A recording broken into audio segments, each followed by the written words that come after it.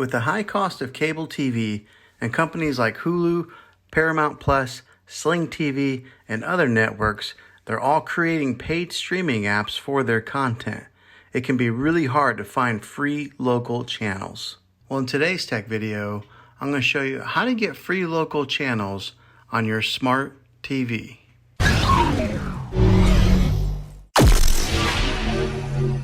I will show you how to do this with a recommended antenna, and then I'll show you some recommended apps if you have a smart TV.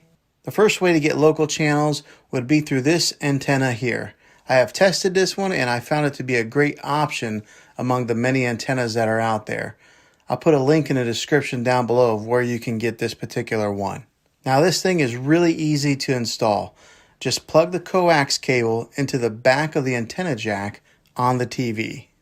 Then plug the AC adapter into any wall outlet to give it power, or you can plug the power source into the transmitter on the antenna itself.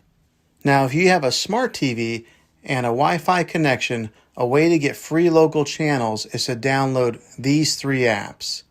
First one is Locast, second one is Pluto, and the third one is Xumo.